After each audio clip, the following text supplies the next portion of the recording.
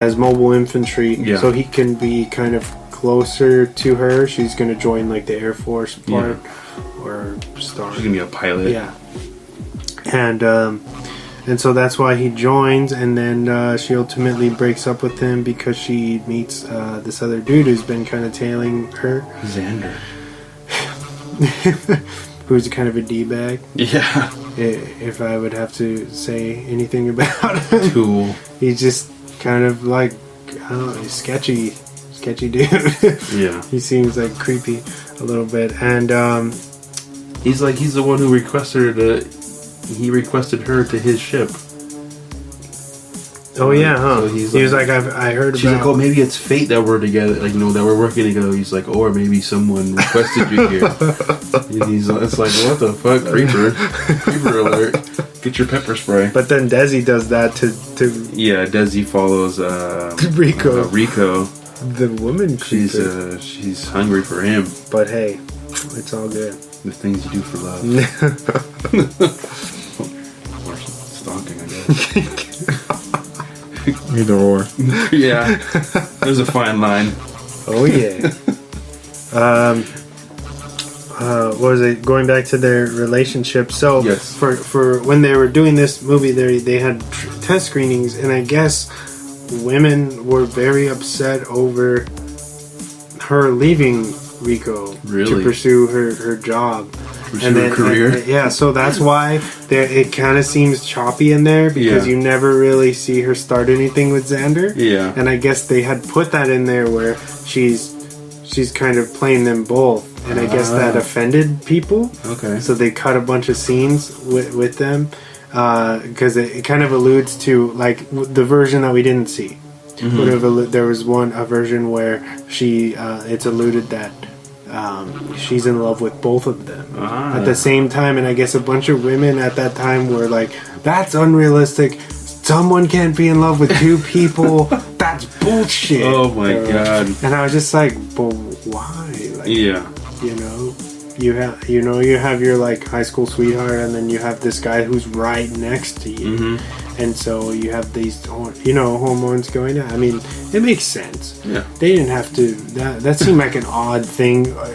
You're making a body horror movie, Yeah. and the thing they want to focus on is the goddamn A love triangle. Yeah, it's like wow.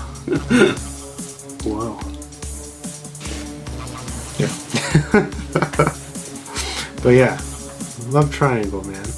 Weird. Yeah. It's weird. We showcase a lot of human emotion in one, like 2 hours and shit.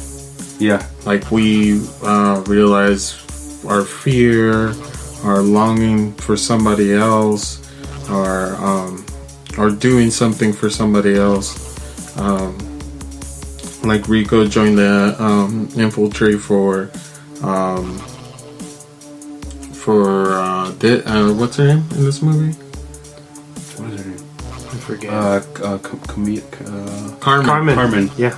So it's for Carmen, and Diz is joining for Rico, and it's just like you could just see the patterns. Those are the undertones, you know. Yeah.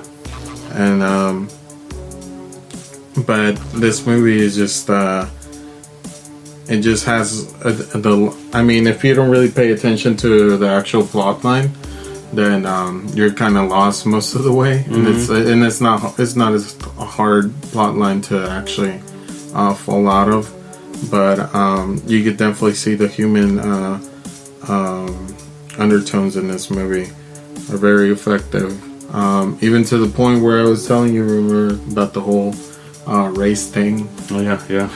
So I wonder if that was intentional. I would say so. yeah, Like it had to have been. Yeah, if they're Role reversal. Yeah, if they're going through like the effort of making like Nazi Germany inspired uniforms He had to make have a done that. statement, He had to have. they're like, that had to let's have been a statement. whip this white boy. Yeah, and let's have an African American guy do it. It'll be awesome. Yeah, revenge.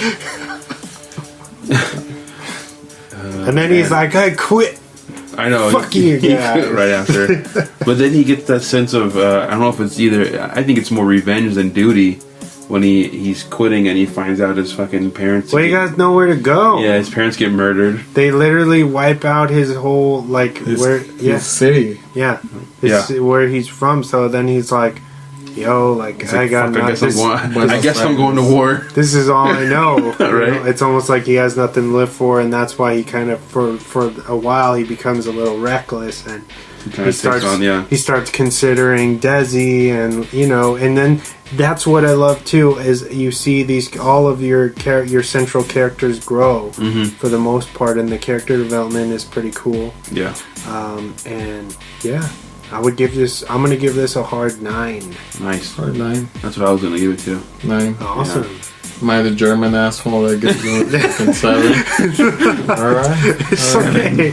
It's alright, man. Yeah, that's your opinion. That's what. I mean, we all have our different things. A 7 isn't a fail. No, it's still passive. No, it's a really Certified like I said, it's a good movie, and I love it, man. Still watch it. Even if I see it on fucking TV, I'll sit there and watch it. No matter where it's in. Yeah. No matter how far into the movie it is. You're still gonna turn it on. If you're a fan of this movie, you're still gonna turn it on and watch the rest of it. It's like Total Recall. Whenever I see Total Recall anywhere, I'll just sit there and watch it. Right? I love that movie, dude. Fuck yeah. Damn.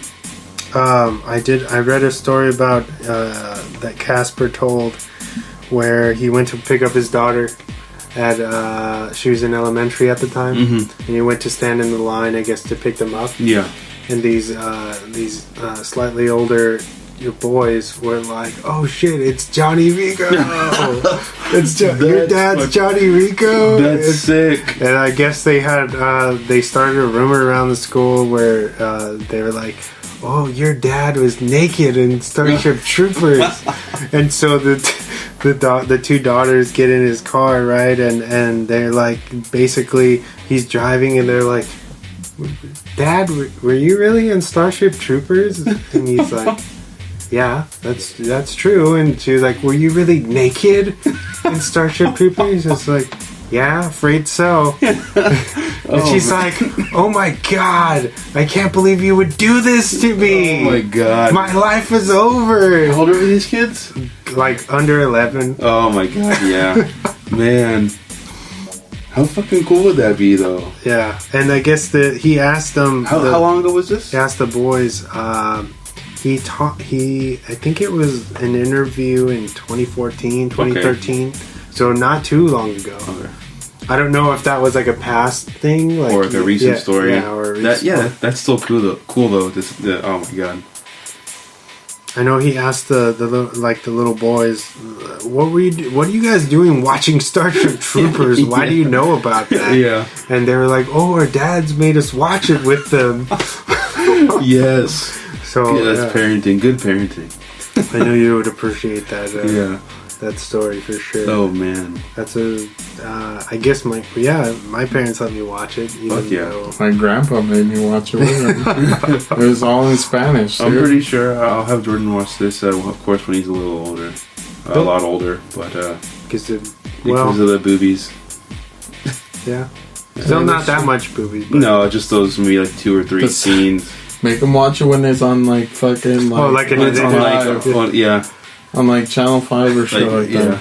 On TBS, not on PBS, some fucking AMC or something. Yeah. It'd probably be on the local station somewhere, like on a Saturday afternoon or shit. So definitely check the movie out if you haven't seen it. Yeah. It's on Prime right now. Yes, rent it for $3, $4, whatever.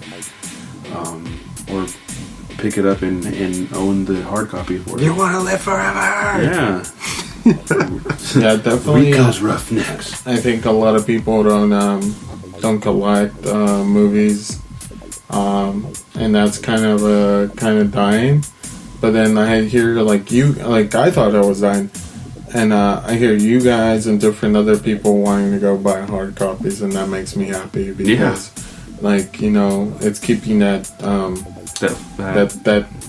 those guys alive and stuff, and I know for a lot of people it's like, oh, well, it's a waste of time, it's a waste of this, it's taking up space. Yeah. But for me, it's like I'd rather have a hard copy than for most things I'd rather have hard copies than yeah, because any day your fucking phone could fuck up or like whatever, and like your copy's there, but it's just like, fuck, I gotta go get it again, get a new phone, get a new this. It's like, oh, I have a DVD. And, you know, you can put that on anytime and stuff, you know? So, you know, thanks to you guys for keeping that art alive still, you know? Well, it's the same principle as vinyl, you know what I mean? Like, yeah, we can download shit till we're blue in the face, but you're not getting that aesthetic when you go out and you buy. Because vinyl isn't like a CD where it's a tiny compact thing. You're getting inserts, you're getting this art, like... artwork, like real artwork, you know what I mean? When you open that gatefold, it's always a magical kind of feeling, at least for me, or popping it on and listening to the music, you know, how it's intended, and not like the lossless version, you know, because you've compacted it on iTunes or whatever, you know what I mean? That's what people don't understand, is it's cut on vinyl and it sounds, you know, perfect the way that it was meant to from when they recorded it in the studio. And I can appreciate that, and it's the same concept with films, you know. I go out and I buy these hard copies because these studios need to make money so they can keep going, because the you know, these studios and movie companies and all of this, they supply so many people, thousands of people with jobs. Like employment, they employed all these people. Yeah, and they're hoping that you guys, you know, that we love something enough to buy a physical copy of or even rent a physical copy or rent a digital copy. You know what I mean? You would be surprised that if people stopped illegally downloading and spending those couple dollars to rent, how much more content we would be getting. Because when they do that to indie films and films that don't have the bigger budgets, then we don't get sequels, or we don't get, you know, other content from those filmmakers, because they think it's failed. They think that nobody cares, but it's just that people are using the internet inappropriately. And I'm sorry to seem like I'm preaching or whatever, and people are going to be like, fuck you. I always tell people this, and they're like, yeah, but you know, they walk around with this facade of, oh, they make, like, everybody thinks that every movie makes millions of dollars, and they don't need my money, and it's like, that's bullshit. Man. If you're gonna go through that trouble of, you know, ripping it or torrenting it, then you care enough to watch the content. So then support it for real. You know what I mean? And it's and it also, like, you know, like, even like an independent film also gives the director and the studio the confidence to go back with this guy and, like, oh, he struck gold with this one, and, like, you know, when you got a couple million people, you know, illegally downloading some movie that's independent or something, they're like, oh, this movie's failed. It's not doing what we thought it was going to do. We're scrapping this second film that we had plans for. Because there's no way for them to look at those numbers. So it's like, that's ghosting. And that's sad. You know what I mean? I completely understand.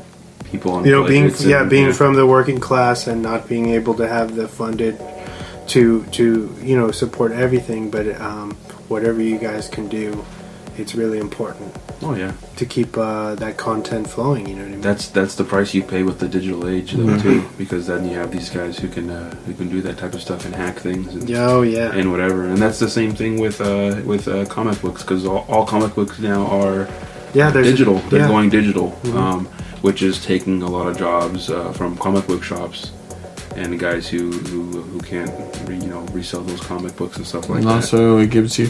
It's like when video stores kind of went out of our words. When Redbox came out and Blockbuster and Hollywood Videos were like, oh, fuck, we can't compete with this. Now we only have like the mom and pop shops for videos. And that's weird. It would be really interesting to see like that come into play again. I think we might get. It's funny because it's so vintage, and everybody kind of wants to start going to a mom and pop shop. I feel like successful. It might be a comeback, you know. Yeah. I know, like VHS, everybody's obsessing over VHS again. It's like weird. Remaking movies that, you know. Yeah, I know creating there's box movies. art. Yeah, you're making box art and you know, recording these movies or dubbing. on dubbing movies back